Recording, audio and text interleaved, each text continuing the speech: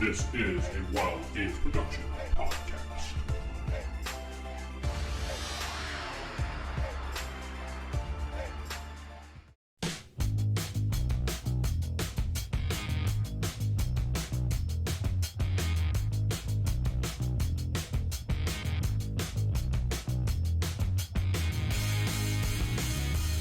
Welcome to the Classic FASERIP podcast. We are live on the YouTube. I'm Vince, and I'm sitting with my co-host, Keith. Keith, how are you, buddy? I am fine, Vince. Thank you for having me back once more. They let me out, and I'm free on bail, so we're good to go. Oh yeah, well you're a perma person here from now on, so you don't worry about it. You can escape the asylum every week, but we'll see what happens. Maybe they'll keep you captured one week, right? That's it. Me and Howling Mad, right? Cellmates. So we got some good feedback going recently. A bunch of people have been commenting on our page and commenting on the YouTube videos. Every once in a while, someone will say "great show," and we had some questions here and there. But we picked some out. I haven't had any emails, but you can email us at ax. Wow, I'm from New York now. Ax New York. AskTheDM at theevildm.com is our temporary email address, or you can still email us at bullpen@classicfaserip.com. They will get forwarded to me. Either one works, but I have more control over the Ask the DM right now. So we did have a question from Chris Tyner. I'm not going to do what he wanted me to do. So stop. In the hizzy! Yo. Yeah, there we go. You happy? He wants to know how we handle movement in our games. He has recently taken up using mapping application called 3D Virtual Tabletop on his iPad and using a projector or a TV for his players to add some flavor to the game. He sizes squares on the map to where each square is equal about 8 to 10 feet, which gets him pretty close to the area movement in the game. They rarely get into it, but he'd like to hear how we handle things like that in our game, such as chase scenes with two individuals, regular-wise, or using up speed power. Mine is pretty simple. I haven't actually had to use this chase scene objective too much in our actual play X universe. I kind of, when we did have someone that needed to be chased after, I kind of compared the flight power versus his super speed, and I had to roll off as far as to see if he can catch up to him. Do you remember the chase rules for, I think it was 3rd edition D&D? Or I don't know if you played 3E D&D. No, I stopped after 2nd. After they got all my money that time, decided no more. I don't blame you. But they did have some rules. It was kind of like a contest roll versus roll type thing. So if depending on where he was, so for example, if the super speed person had incredible and then the other person had amazing, I had the two of them roll versus each other, and he had to get above what the higher rank rolled to even catch up to him. So if you have amazing and you rolled in, say, the green, and he below incredible rolled in the green, you would not get any ground on him whatsoever because he's one rank higher. So I always said he was always a step ahead. If he rolled the green and then he rolled a yellow, I said that he caught up to him, but he was not able to catch him due to it being one rank still above. If he wanted to catch him, he had to roll red. That's how I handled, because he's super speed wise. How do you handle in your games? Well, that's not too far. I mean, in terms of, in terms of how the rules handle stuff like that, if it's a rank above, it has to be a red. If it's the same rank, it's considered a yellow. If it's within a couple ranks, it's considered a green. I mean, at least in terms of the rules. But when I've had to do anything with a map, I always try to make sure that I use one of the Marvel maps so that it has carefully delineated areas. And the thing that always got me is people are either a stickler for the area rules and definition of what an area is, one city block, 44 yards, or they completely ignore it. Okay. Once you come inside, the rules for that change, because technically it's not a city block inside. The best you can do when it comes to like indoors is make each room an area, and that would probably be your better bet. I live in a mobile home. It's got a total of, let's see, two, three, four, let's say five-ish rooms and a bathroom. So, I mean, technically, you could consider each room an individual area. And, that might be 5 areas. You might want to call it 3. You might want to do whatever you want with it. But I tend to try to stick as much to that rule, or at least the areas per round movement, as I can. Now, obviously, if it gets obscene, let's say you have, I don't know, Shift X land speed, and you're moving X number of areas around, it's going to be a little more difficult to gauge something like that. Also, try to lend an area, some sort of feeling of authenticity with it. And if you're moving at high rates of speed, unless you have the agility to factor into that, to do corner quickly, corner on a dime, so to say, you're going to be doing an awful lot of what they used to do in the 1990s Flash series, which is long, winding wraparound, so that he could, he has to go 3 blocks out of his way so he could turn around. Otherwise, that's why all these characters, especially speedsters, funny that we're actually dealing with that tonight, and this being one of the questions. Yeah. That's why speedsters have such high agility, so that they can, when it comes time to corner, they're doing it quickly. Can you imagine a speedster, running, I don't know, 300 miles an hour and having good agility? I mean, that poor guy's, he's going to get hit by everything, or everything's going to hit him. So yeah, for me, I just try to keep it as simple as I can, gauge it as best I can. Obviously, if you're talking normal people versus a speedster, I always try to use the unspoken comic book rule of the guy with the gimmick power wins. Submariner is going to be the best in the water. Flash is always going to be the fastest on land. Superman is the strongest, so on and so forth. So I try to play it that way, with an eye towards the rules in the game. If somebody is using super speed and you don't have super speed, they're going to outrace you. And unless there are some mitigating circumstances, you are probably not going to catch them. On the other hand, if it's 2 speedsters running, I just compare speeds, and then start making them roll much like you do. With, if they roll a red, they can catch up with one another, might catch the guy, as opposed to just catching up with him or trailing along behind him.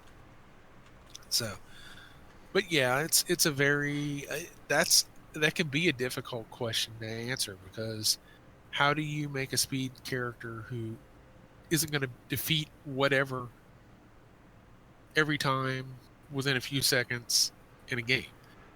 I mean, guy moves at 300 miles an hour and you move at, I don't know, top speed of a tree-bound sloth, and Usually, what are you going to do? How are you going to handle that? So, I think it takes a certain type of player and a certain type of GM to make sure that doesn't go overboard.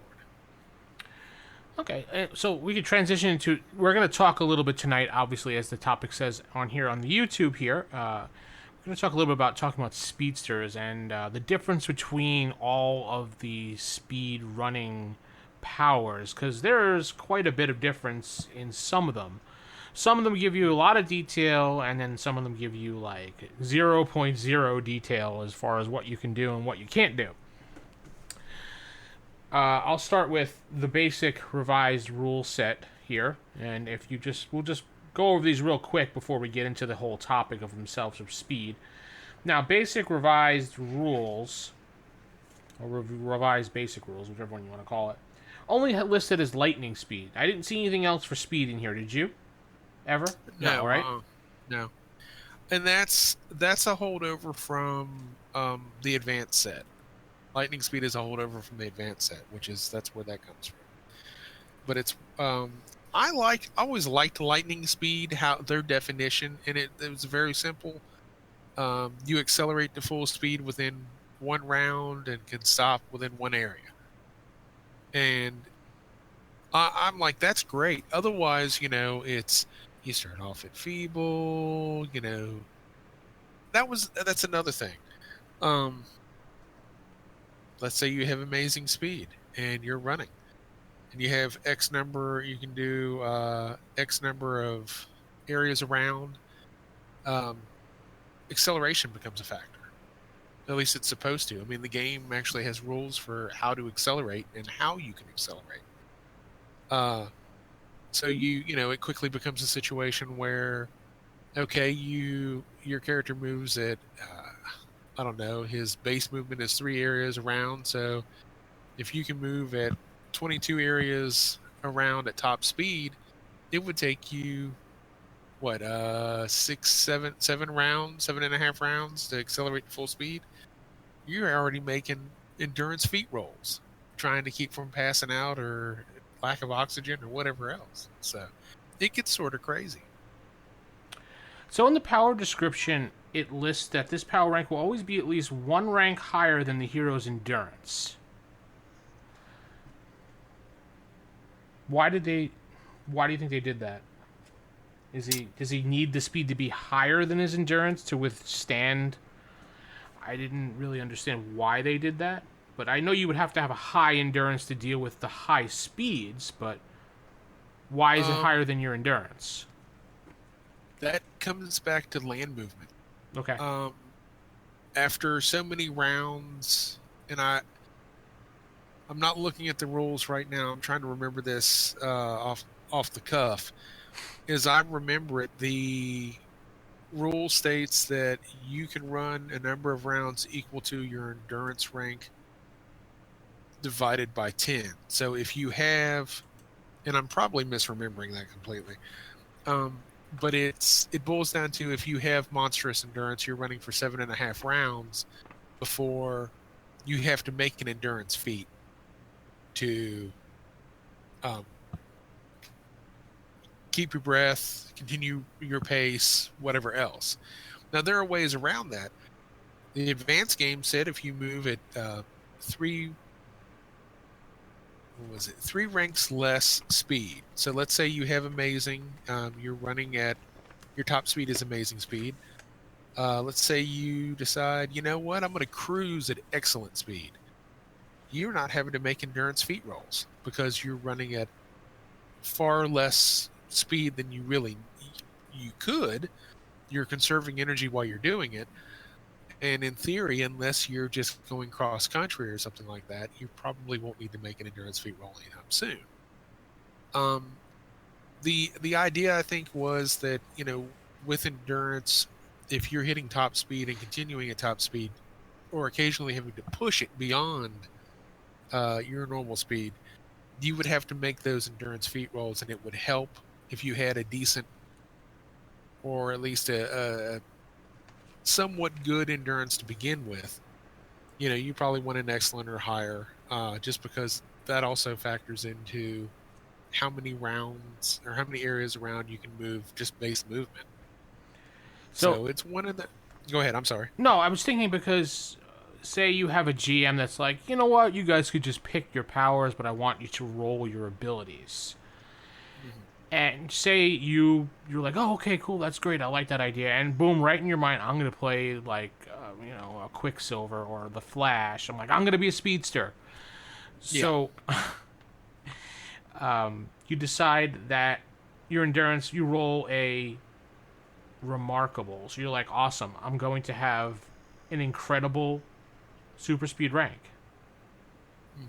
Right there. Right? Yep. I mean... Yep. Well, now, and that's the other thing. You can actually roll. I mean, as a GM, I would give them the option, you can either take it at incredible, But if you look at, charts for power ranks go off of, I think, column 4. So you have the potential of getting a monstrous.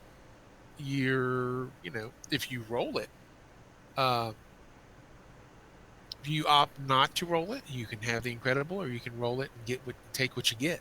But it always is one rank higher. So regardless of what you roll, basically you might as well roll because you're still going to get that incredible no matter what. Or unless you decide, as GM, hey, look, if you're going to roll, you're going to roll, and you're going to take what you get. Like I said, is that fair? I don't know if it's fair or not, but I've seen people do it. I'm laughing at the chat comments because Mud Puppy jumped in there and said his cruising speed is feeble. He likes to mosey. I tend to amble. Amble. On occasion, I sashay or do a pirouette. So Okay. Also, I just pulled out just because we need some other things to look at because it's always fun to get that other point of view out there. I did pick up a while ago J-Libby's G-Core Prime. I have not checked that out. Oh, really? Yeah, I want to say either I started to look at it or I didn't. I can't remember how that ended up. And it always comes down to, hey, do I have extra money to spend to buy this? No, I don't. Okay, well, I'm just going to stand over here now and look at it.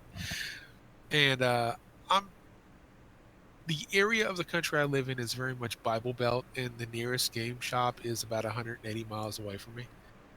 So, yeah, my ability to get new gaming stuff either has to be done through Amazon or the fine folks in Atlanta. So, yeah. Well, if you like PDFs, you can go online, but as you can see, I like PDFs this much. Yeah. This is a book. Now, I mean, I use my iPad, to look up things randomly, but if I get a book to read, like a new game, I print it out, bind it, and then I just sit down and I absorb the book. That's pretty much my favorite thing to do. I don't like reading on my iPad for more than just research-wise. So. Gotcha. And there's nothing wrong with that. I know a whole host of people that can't stand Kindles but love to read. And it's, it's just a new form of doing it. There is something to be said about a book that has weight, that has, you can feel the paper and the ink underneath it and the whole 9 yards. So I get where you're coming from. When it comes to role-playing books, unless it's just something that I really have no great desire to buy, in which case I'll hunt down a PDF for it real quick. But if it's something that I really want, I'll find a physical copy of it. Get it. Right. But Jay's G-Core Prime is a different take on FASERIP. It's very interesting. I really like the concept of the game. I haven't had a chance to play it. I have it on my table, on the side, hey guys, here's a book type deal. And that's how I get my group interested in games. That's how I got them to play this game, Marvel here, that we're talking about.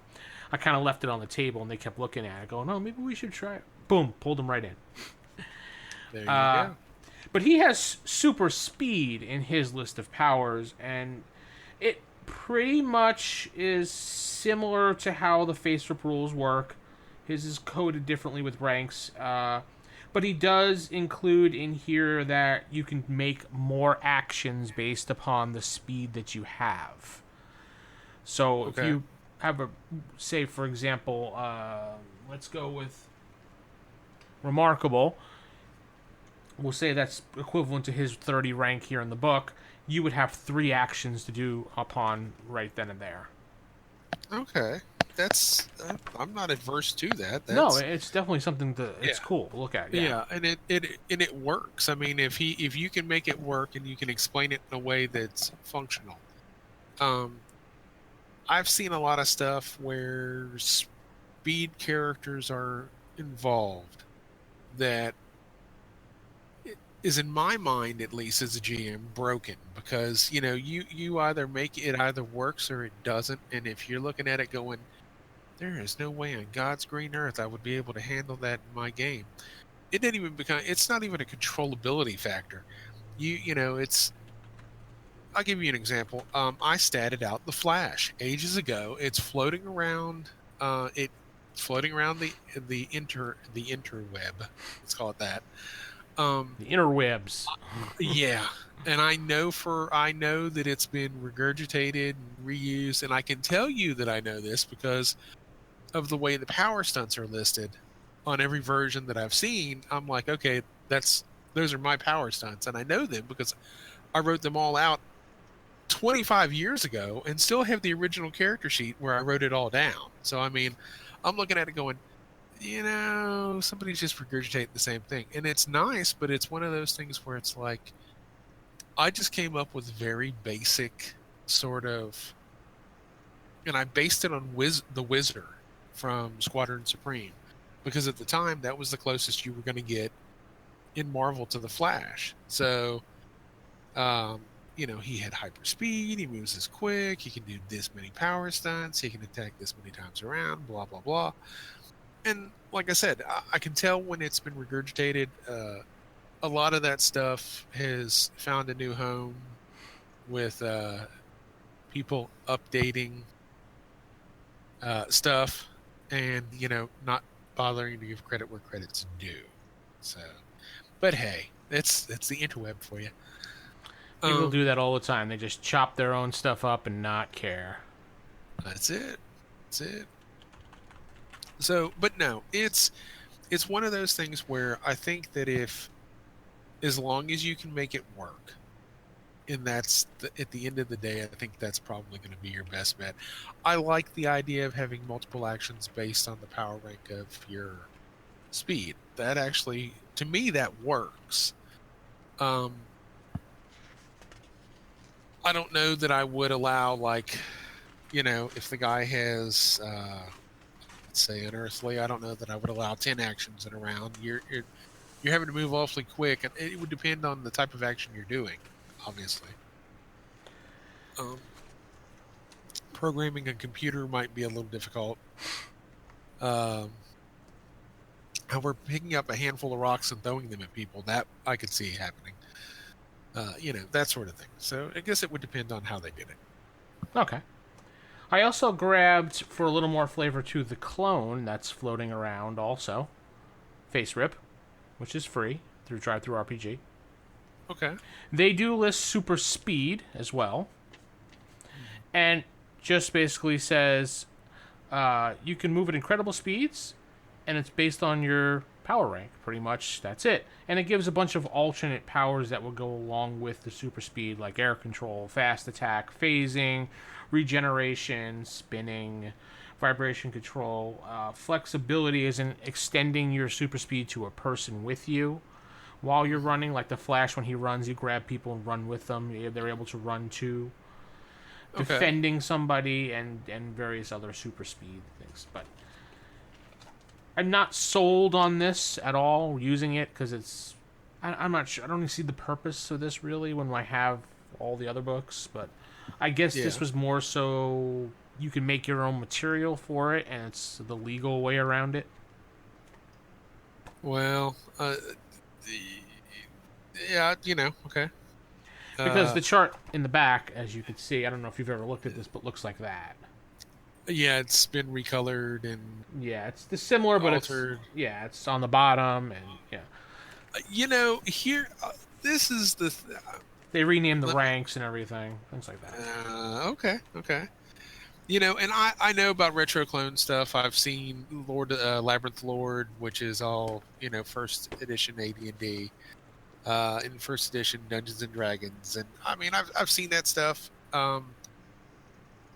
My thing is that, if you're going to go the route of releasing a game, and don't get me wrong, I'm glad that there's a resurgence in the Marvel game. I really am.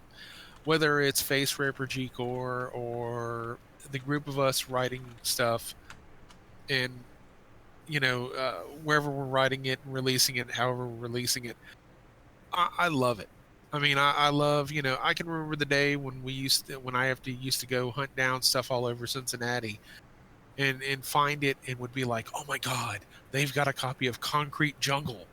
I can now get a copy for $6, Oh, jeez. or oh my God, it's New York, New York. I've never seen this before. How is this going to factor into everything else? And really thanks to the internet and eBay and places like dragonstrove.com and a couple other Amazon, you can pretty much find all this stuff, even though it's out of print now, relatively inexpensively. But I mean, if you want to modify your own rules and do your own thing, then I would think FASERIP and G-Core would be just as valid, and if not, a good idea. I mean, it's a new spin on an older thing. So. Oh, actually, I'm being told right now in the chat room, Lord Sidious is saying FASERIP was created years ago by someone on the Classic Marvel Forever board. A professional writer was paid to pretty much strip the Marvel copyrighted stuff from it. Oh, okay. I wonder who that was. That's interesting to know. I guess it was the person who wrote the book. That answers my question. Yeah. Which was, we'll see in a second here, but there's also another one. I think 4C is also a generic copy of this. I think so too. Now I think I have seen 4C, if memory serves, and it seems like I've seen one of the clones. I can't remember which one it was, and I got it and was like, okay, I'm gonna take a look at this. And I sat down and looked at it and was like, this is sort of wildly different than. It might have been G-Core that I saw, and I may be misremembering it, but it was different enough that I was like, it's like, I don't know. It's like when you're a kid and you get caught doing something you're not supposed to be doing. It's like, oh, I feel uncomfortable now. I'm looking at something I shouldn't be looking at. And that, and I just was like, I don't know what to make of this. I don't know how to handle this. So, yeah, if the idea was to make a free system so people can make make supplements for Marvel, basically using this new generic system. Obviously, you couldn't use Marvel copyright, but you can probably make up your own stuff and be like, hey, this is the Unisher. Something like that. Yeah. We also had to take a look at Hyper Running, which is also in the Ultimate Powers book, and Hyper Speed.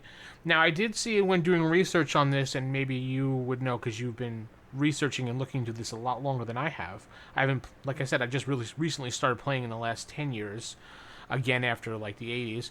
But I did see references to Hyper Agility. Now, do you recall that anywhere? That is in one of the Ultimate Addendas. One of the Dragon Magazine articles, I want to say it was a power that got left out. My understanding from the many times I think it's been asked about, and Dave Martin probably has had to reply to the question. My understanding is that it was supposed to be included in the Ultimate Powers book, but like Hyper Intake Expulsion, i.e. Super Breath, and a couple other things, it got left out. And you'll occasionally catch references to powers, or it'll say, bonus power is such and such, like Hyper Agility. And Hyper Agility was supposed to be handled, I think, in the same way that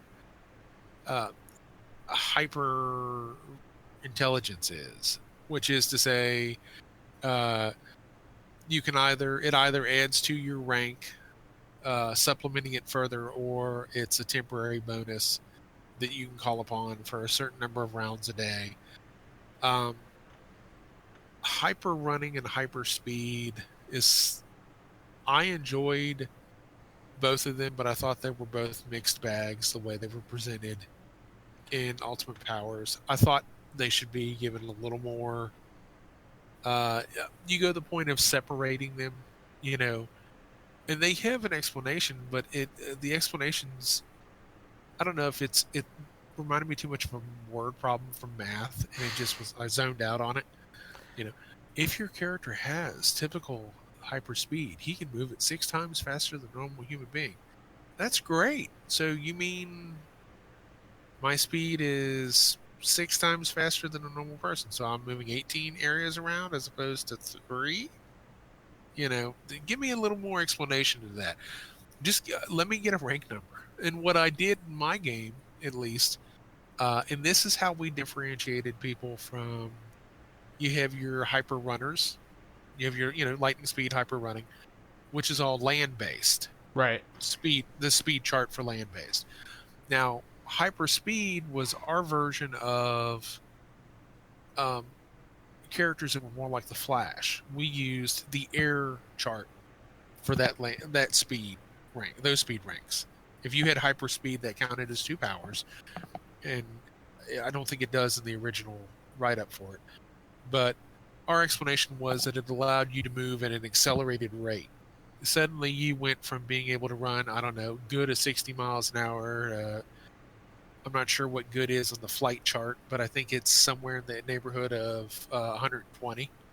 So you're moving faster, stronger, the whole 9 yards.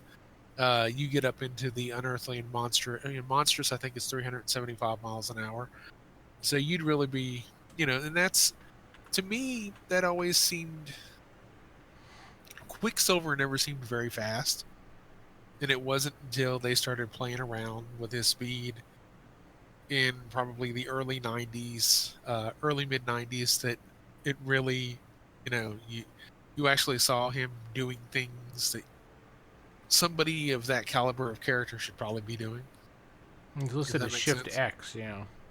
Yeah, and it's the Shift X originally. I mean, he had lightning speed, but it was lightning speed at ground based. It was like 120 miles an hour, and that's fast, no doubt about it. But 120 miles an hour compared to, say, I don't know, to use an example, the Flash, who's running around at light speed, beyond light speed. I know it's apples and oranges, but still, you're talking about 120 miles an hour. That's fast you can go, buddy. You need to up your A game. So, sort of on topic, we do have a kind of a question that jumps in to answer what we were just talking about, almost. But I'm gonna throw it in here because it's kind of interesting because I have an answer, but see what you say. Robert Cobb wants to know what's the big deal about using FASERIP clones versus the Marvel game itself? It's just a few rules and choose your power. What is your? I mean, I personally don't have a problem one way or the other with it. I think it's whatever you like and whatever you're comfortable with. The Marvel game to me, and I think one of the things, this goes back to one of our first podcasts, where we talked about why is it still resilient 20 plus years later, is the simplicity of it. People can roll up character. Now, just bear in mind, Robert, I've not done anything with the G-Core game or the FASERIP or any of that. So I don't know as much about the rules, say, as Vincent, who actually has copies of it and probably has read through them. But I like the simplicity of Marvel. You can sit down and within 20 minutes have a game going. Whether people are picking powers out of the Ultimate Powers book or the Player's book or the whatever and just rolling random ranks, or they're rolling randomly generated characters. If you want to use, I think a lot of people's biggest complaint in terms of the Marvel game, though, has always been the rules for karma loss for killing. And I have heard more arguments about that. I've got a real good friend who, when we talk about Star Wars role-playing game, any use of any dark side power, even if you're doing it to save the life of 1 million people, garners you dark side points, which starts you down the path.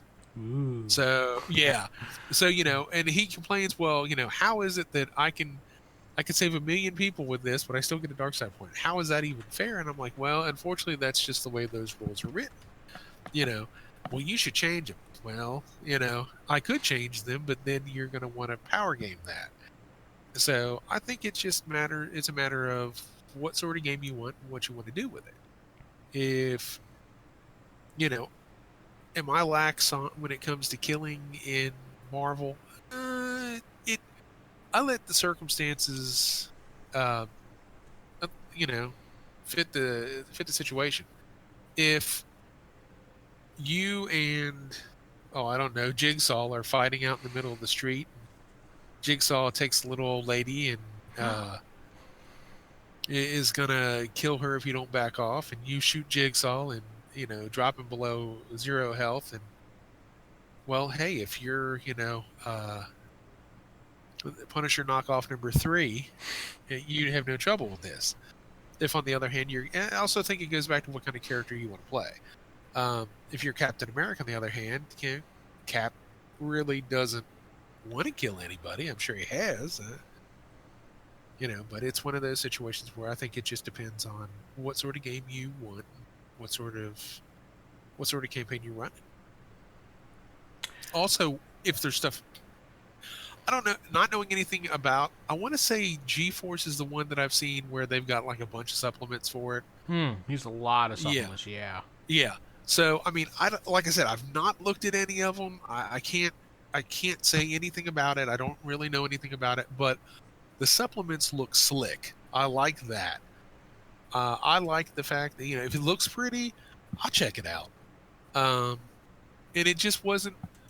It's nothing bad against either one. Don't get me wrong.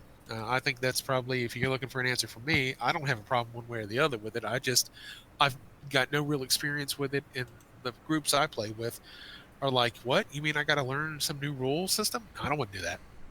I don't want to do that." So, it's can you get people interested? So, I have no problem with clones. Being a clone writer myself for a Holmes D&D clone that won actually an award is for it. If I get to brag for myself for 2 seconds, because I never do that, but it did win an award. Mazes and Perils. I don't know if you've ever heard of it, but I did write that, and it did. So writing a clone. Wait a minute. You wrote Mazes and Perils? Yes, I did. I've never heard of it. I know. Not many people have, but it did win an award in any award, so I get to brag. There you go. Yeah. Hey, but that's great. Being a clone writer, I have no problem with clones, but when it comes to the Marvel game, I want the Marvel flavor. I want the descriptions. I know it's just a matter of picking powers and everything, but FASERIP, they've changed all the ranks and everything. I have to relearn ranks, and I grew up playing this in the 80s, so I guess it's more of a nostalgia. A childhood nostalgia, yeah. It's just like the DC Heroes game. When Pulsar Games got the license supposedly and renamed it Blood of Heroes. Yeah. When I got that book, which is somewhere around here, I don't know where it is offhand, but I have it somewhere on my shelf. It just was like, I don't know, I read it, it was like a train wreck for me reading it. Like, oh, what did they do? Oh, like one of those. I wanted my DC, I wanted my childhood DC there. So. Oh, exactly. And I mean, that's why I enjoy writing and getting to see the stuff that gets produced in the unofficial canon group. To me, it's a crying shame that there's not like an open license that they can that Marvel would allow this stuff to be done. Now, obviously, you would have to come up with some way of keeping it from devolving down into people just writing the worst possible garbage and putting characters in extreme situations or semi-pornographic material or whatever. But I mean, you would think that there would be some way for it's an untapped market. I mean, it really is. If you look at the stuff we've produced, it's fantastic. I mean, and I'm not trying to toot my own horn or anything, but the Golden Age book, the Silver Age book, the Asgard book, the Asgard book, which you've seen. So I mean, and I don't. I'm sure you noticed we've split the Asgard and the Olympian stuff. That's actually going to be the second book in the series. We've done, Steve Jolly is doing did the cover work for it. We sat down and hammered all that out through the week, and I got the proof for the Asgard stuff. I've still got to go through mine. I got some notes from a couple people about that they've looked at it and noticed a couple things, but it's coming within probably the next week or two. They both are. But it's just going to be a matter of making sure that everything is done.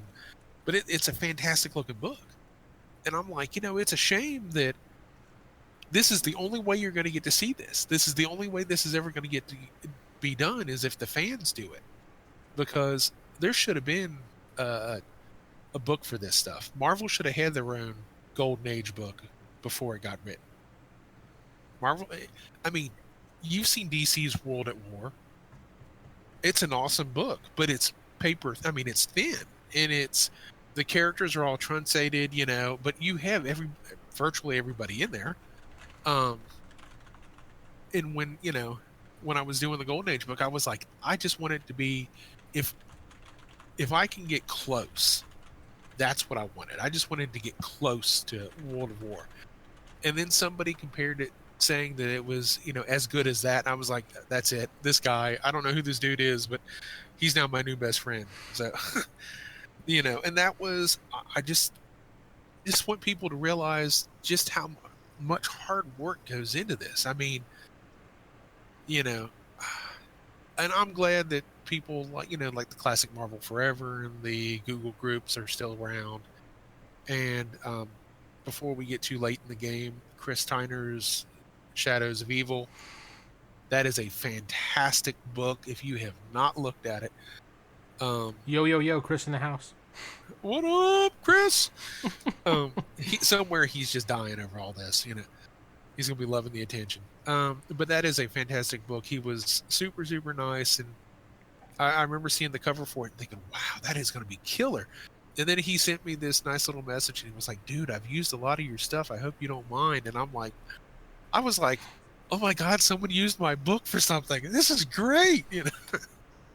So I'm just so happy that it's getting produced, and it looks so fantastic. And if you have not checked it out, it is a worthy addition to anything that TSR did.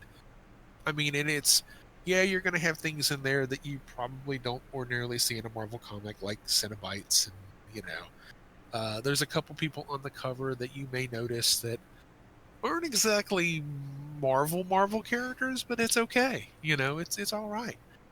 I'm sure if you look at the back of the Golden Age book, you'll find characters that aren't exactly Marvel characters too, but hey, it's alternate ideas for campaigns set in that setting. Yeah, you took the time to do it, put it together, and give people great examples to use in their games. Cares. That's it. I mean, at the end of the day, we wouldn't be talking about this game if we didn't love it. And I mean, I've played Marvel since 84, 85, off and on. I had a 20-year-old Marvel campaign that went forever. Oh, wow. Yeah, I mean, there was, we had websites dedicated to it. It was called the Dead End Avengers. And it was, that name came from a buddy of mine who, he came over and he said, well, what are you guys playing? And we said, well, we're playing Marvel superheroes. And he goes, Marvel superheroes? What are you guys playing Marvel superheroes for? And I said, oh, and I was sort of explaining the campaign to him. And I said, yeah, we, it's a game based on us as superheroes. We were all like 17, 18 years old. We just thought this was the greatest idea in the world. And he goes, you as superheroes, what is it, like the Dead End Avengers? And that's how the name came up. And somewhere in the mid 90s, there was some sort of ska band that contacted us, and they were trying to muscle us to drop or change the name because they were like, well, we've been the Dead End Avengers for, I'm like, dude, Marvel Comics will not license that name to you. We're using it as unofficially as you are. You can just wrap it up and take it home. So, but it's funny. I mean, it's one of those things where, people love it. We still talk about it. We all still want to be a part of it. Um, you're either running the game or a clone or whatever, and you like it. I mean, there's something to be said about superheroes. Um, I always thought that Unbreakable, M. Night Shyamalan's movie about superheroes, it was, spoilers, 20-year-old spoilers for anybody here, but it's a Oh, wait, hold on. All right, go ahead. okay. In case they want to tune out. Yeah, really. I mean, heaven forbid you haven't actually seen the movie and you're a comic book fan, but it's a movie about a supervillain looking for a superhero. I mean, when you break it all down, that's exactly what it's about. And once you realize that, and it comes to an end, and you're like, "That's it? How the hell does that work?" And then you see Split, and I had no idea that what was going to happen at the end of Split happened, and then that happened, and now we've got Glass, which is coming out in January, and it's like these were comic book movies before there were comic book movies. I'm looking forward to Glass, definitely. What's that? Looking forward to the new movie is what I'm saying. Oh yeah. I mean, the first Blade movie. I can remember going and seeing that in the movie theater, and I had friends who were like, "Well, who's Blade? Is that a guy from the comic books?" And I'm like, "Yeah." And they're like, "Oh, well, like I could go out and read Blade comics." And at the time, I don't even think they were doing one. I don't even think it had been done in. They might have had the whole Midnight Sun, whatever that Marvel series was, where he had a series for a little while. But I don't even remember. They did have a Blade comic book itself at one point, but that was probably after the movie came out. And I can just remember people asking about it, being going, and having to explain who this character was. And I said, if you can envision Shaft with a bandolero of teak steaks killing vampires, and they're like, Shaft, you mean Sam Jackson? And I'm like, no, Richard Roundtree, the original. No. Get a role model. That's all I can tell you. So, but no, Labyrinth of Evil or Shadows of Evil. I'm sorry. See, that should be his next one. Labyrinth of Evil. Chris, there's a hint for you. Yeah. Actually, no. I think my understanding is he's doing a retro 70s something next, is what I've heard. That it's going to be like chopsocky, blaxploitation, retro 70s Marvel, much like he did with Shadows of Evil. This is going to be sort of the drug deals on the the worst side of town, with superheroes, street level superheroes fighting crime and stuff like that. Which I think sounds, if Chris can pull it off like he did with Shadows of Evil, I think it'll be awesome. Mud Puppy saying he hopes the Bronze Age book gets put out with a bunch of obscure characters that never got write-ups. Well, I think here's the next one that I'm doing. I did Golden Age, I did Silver Age. It really, I hit it, it was one of those things where I went back and forth on names for a long time. Originally, it was going to be like the Atlas era Marvel RPG source book, and I thought that might be like really confusing to people. And I thought, well, you say Silver Age and people understand what that is. I mean, comic book people understand what that is. So I thought, well, let's just make it as simple as I can. And Marvel's Silver Age is really sort of funny because whereas DC had from they started in like 54 and went to the early 70s, Marvel's really didn't start until like 63. What you consider to be the Silver Age of Marvel is Spider-Man, Fantastic Four, Incredible Hulk, all of that in the early 60s. What I covered 61. in my book was the Atlas era, wasn't Marvel Universe established in 61? Because that's why the whole Earth 616 is June 6, 61. It might be 61. I thought that was the whole meaning behind Earth 616 was June 6, 61. I did not know that. That's interesting. Yeah, that's at least the thing I've read going around. Because I was like, always, why did this is it Earth 616? And then I was looking around, and like the Marvel universe was actually established in 61 on June, and I believe the 6th of June. So, and it may have been, and I don't know where I got 63. I think that's when Spider. I don't know what my dog is barking about. But, Spider-Man. I think Spider-Man was in 63, if memory serves. But, and I know Thor was. I know that because I make a joke about the source book being 56 years in the making. So, which Steve one-upped me on that with the Hercules book. That one is 3,000 years in the making. So, there Boom, you go. boom. But the Silver Age stuff, I focused more on the Atlas comics in the 50s, and tried to get all of those really obscure characters that were retroed in, the Lost Generation,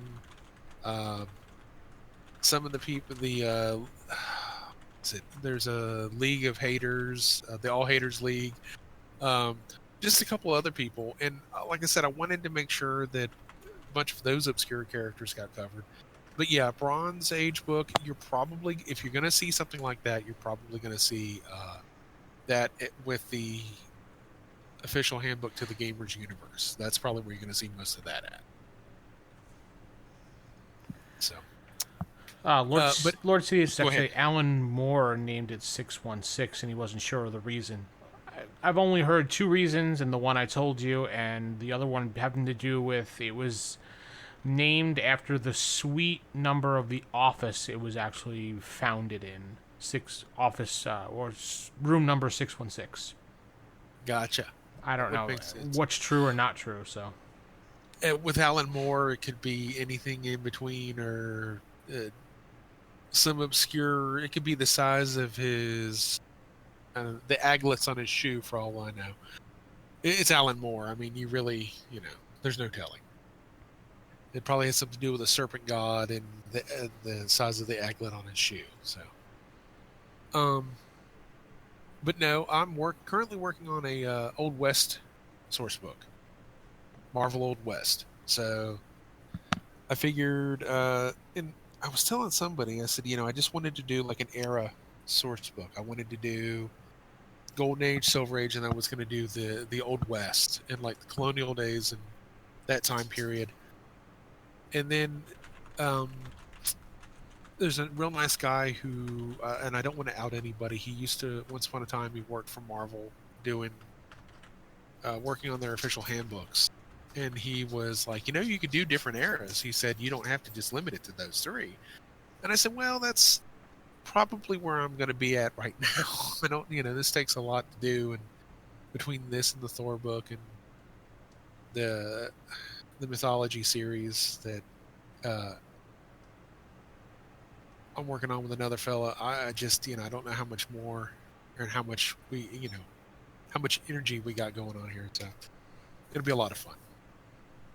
Well, you guys do some great work, and you guys keep the torch running, or the torch burning really hot. So it's funny, I will talk to people at the gaming store or online and on Facebook, and they're like, oh, I love that Marvel game, I used to play it, and too bad it's gone. I'm like, it's not gone. They're like, well, yeah, I know, you can go buy it and still play it, and it lives on in your group. I said, yeah, but you can also join this Facebook group and enjoy all the cool new things that they're producing. They're like, wait, new stuff? I'm like, oh yeah. And I direct them to the file repository that we have, and they look and they're like, wow, Golden Moon, and they're like, this stuff all came out? Yeah. How much? I'm like, it's free. They're like, what, these guys do it for free? I said, yeah, they're insane. No, I'm kidding. Yeah. I've got a writer friend who's like, you ought to figure out some way to charge for this. And I said, yeah, and I could, Disney can land on me with an 800-pound gorilla too. So, it's free. Just take it. Just if Disney looks at it and goes, we really want them to stop, but damn, they make good stuff. Maybe they'll give us all a job. Unfortunately, I don't. Honestly, stepping back here for a minute, I don't think Disney gives a crap about the Marvel comic image as far as comics go. Yeah. They only wanted the movie rights. Why that do makes I say sense. this? Because recently they've been licensing out their IP to IDW and a bunch of other. So it's just like I don't. The way they're heading, it's like they're testing waters and they just want to be like, hey, you know what? Why don't I just license it out to third party? IDW is not going to be doing a Spider-Man comic, so Yeah, and with the Fox deal having gone through, or is now going through, Fantastic Four and X-Men come back to the cinematic universe, and yeah, suddenly we now have a Fantastic Four comic. it's Or coming out one's real coming. soon. Yeah, it's and it's uh, Been a so while. I was telling somebody that they canceled Fantastic Four, and they were like, and I told them the reasons why, or what the at least the everyone was claiming. And they were like, "Well, do you think they'll cancel X-Men?" I said it'll be a cold day in hell before X-Men gets canceled.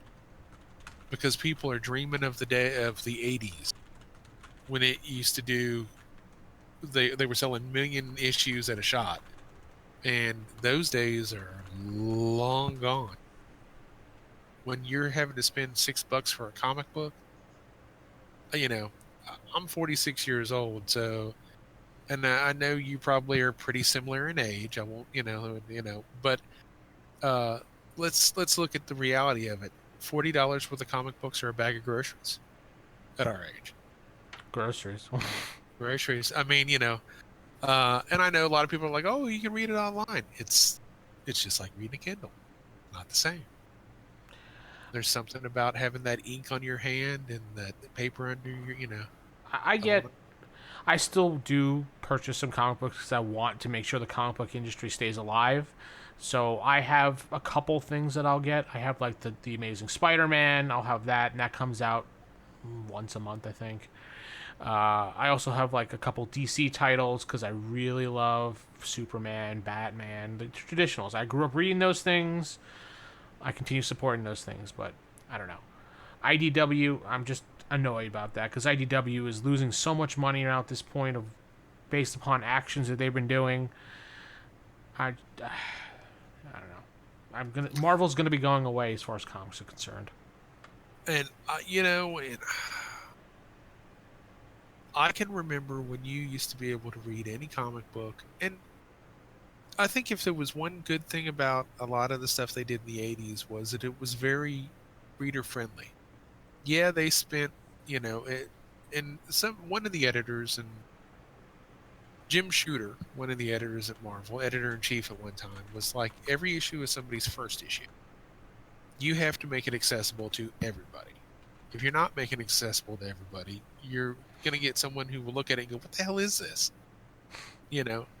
And when they talked about if there's an excellent book, um, Secret History of Marvel Comics, I think is what it's called, and it was released not so long ago, a couple years ago. And they talk about the guy who bought Marvel at one time. One of them was a Yale graduate. They said he took a bunch of comics home and came in on a Monday and called a meeting and called all the editors in, and he's like, "I'm a Yale graduate. I'm not stupid. I don't understand a damn thing that's going on in these comic books. What in the world are you guys doing here? What is this? None of these stories make any sense to me. They just, and it's that the idea, at least years later, we realize what it is. It's soap operas. It's episodic. It's a story that doesn't end. We're getting a finger wagged at us in chat because we went off topic. Sorry. He We're also over our time limit too. So he started the derailment. He admits it, but he's like, "Are we going to get back around to speedsters and movement powers?" I'm so sorry. I'm so sorry. No, they're laughing about it in chat. It's fine. But yeah, we derailed and went off on tangents talking about like things how we normally would talk about because that's basically this podcast is mostly just a casual conversation about gaming. Yeah, we have topics, but we like to just talk about things that interest us, and sometimes things derail. So no big deal. See how fast we derailed? That's lightning speed right there, sir. There you go. Yeah, see, it was on topic. There you go. But it was stealth topic. I don't. Have you ever had any players do the option that's listed under hyper running and hyper speed of getting rid of the breathing and the lung capacity to take the 2-column shift up? I never had players brave enough to do that because they would be like, Keith's gonna screw me in that. I know. But I also did notice that with hyper running and hyper speed, they don't list like lightning speed does the ability to stop on the dime or on the one area. Do you notice that as well? Yeah, yeah, and that's whenever I do. I tend to describe hyperspeed as having all the hallmarks of the Power from the Ultimate Powers book, but having that ability to accelerate and to slow down rapidly. I still require agility feats in order to get to corner and everything else. But it's one of those things where I think at the end of the day, unless you're a huge fan of the Flash or Quicksilver, Johnny Quick or whoever, Speed Demon. Speed Demon, are you going to sit down and try to figure out every possible variation on super speed? There's some people that will do it, I have. Go ahead. I'm sorry. Yeah, some people will do that. Oh, I know. Yeah, I'm aware. This guy right here. Yeah. So I believe me, I understand it. I mentioned in a previous game we had a character in one of my campaigns called Kaboom, who was a female speedster, and they caught her in a grocery store trying to shoplift. The heroes, they really weren't even in there for anything to do with her. They were going to like restock provisions for the headquarters or whatever. Somebody caught her. I had them make an intuition feat. And I said, you go to reach for something and you realize it's not there. And they're like, well, what do you mean it's not there? I said, well, the box of pasta or whatever you were going to grab isn't there. And he goes, oh gosh, that's weird, and he says, well, I look around and I'm trying to figure out what's going on. And I said, well, you notice other things have randomly moved on the shelf or disappeared from the shelf. And she's moving through the store at super speed, stealing stuff, and is moving faster than they are. So somebody finally figures it out and figured out a way to, I want to say they ended up using like cooking oil and just threw it down on the floor in a place where she would have to intersect with them. And she, hit the, slid through it and bounced off of something. And that's when they realized, there's like this 16-year-old girl running around at super speed. And she, she's like, guys, I can't get into this. I'm not going to be a part of this. And they're like, no, you're coming with us. You're shoplifting, whatever. And she picks up a bag of rice and just sort of tossed it up in the air and swatted it, and it blew out like a shotgun on them. And, and I talked about how, like, rice traveling at 300 miles an hour is like peppering them, like buckshot. And of course you had the one, there's the one strong guy who really doesn't take much damage, but everybody else is diving for cover. Ramen noodles are exploding in the aisle and that sort of thing. And, so you can have a lot of fun with super speed. You can. Yeah. Mud Puppy's saying that's what I would do if I had a superpowered villain. I'd help myself to free Cheetos. That's it. Cheetos. Mud Puppy needs a role model. It's all about Cool Ranch Doritos. Yeah, right, that's what I'm saying. I want some of those right now. Yeah.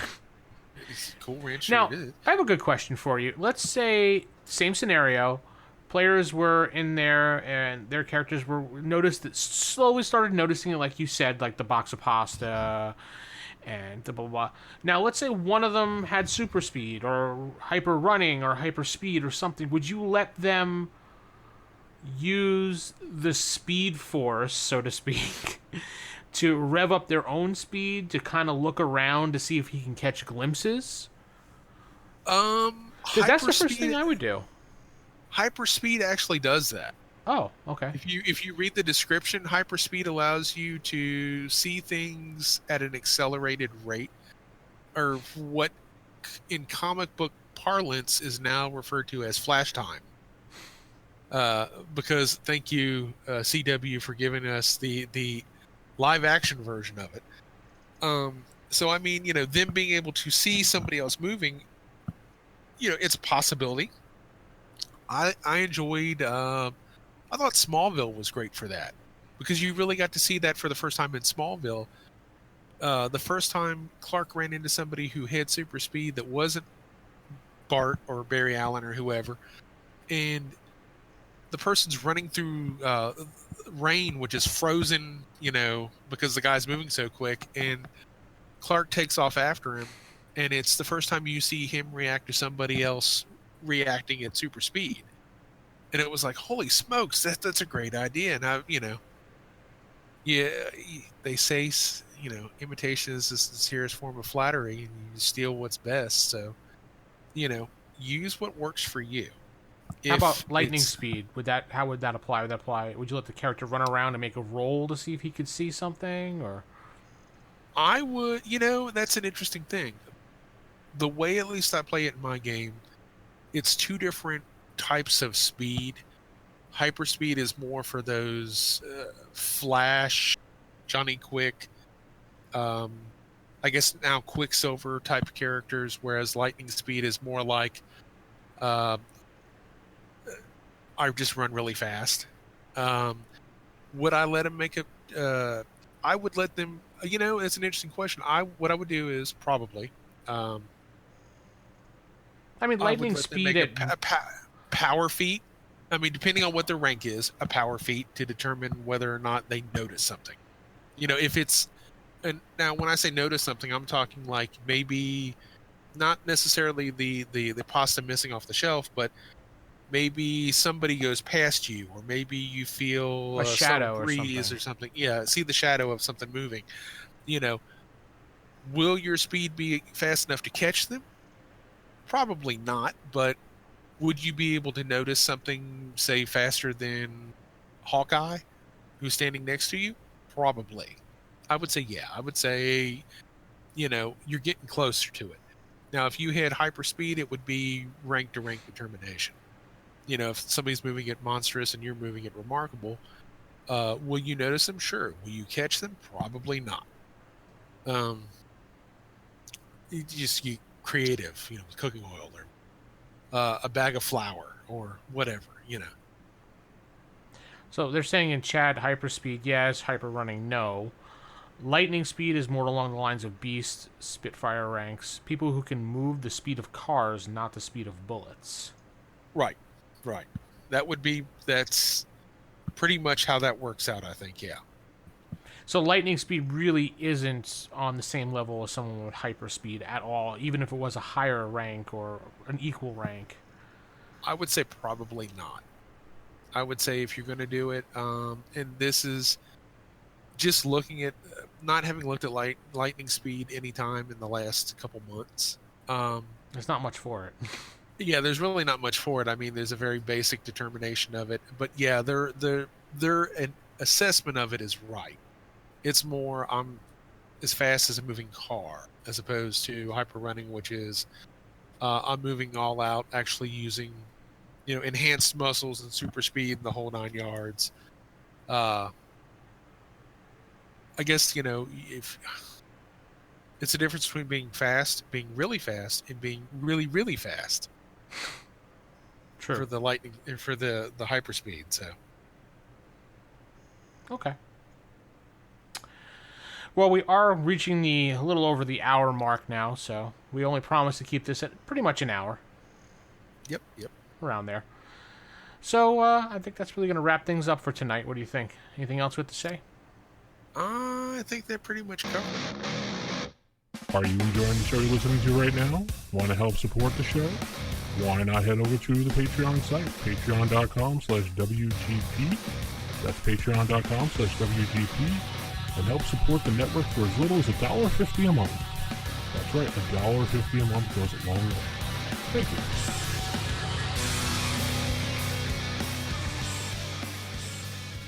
So if you're watching this live on YouTube, go ahead and hit that like button, and if you haven't subscribed, please subscribe to the channel to get the latest notifications. I do videos as advice videos for D&D and things like that and other games.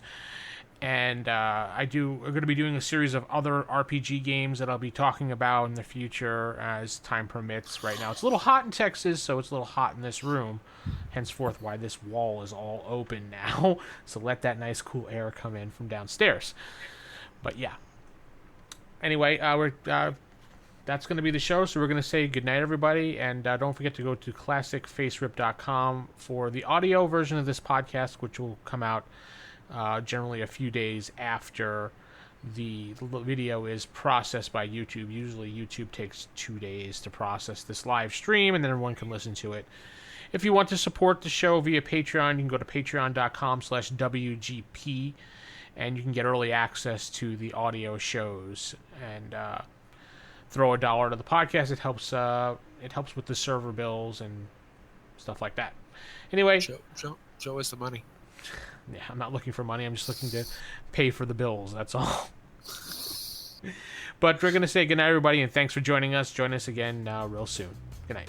All right. Night.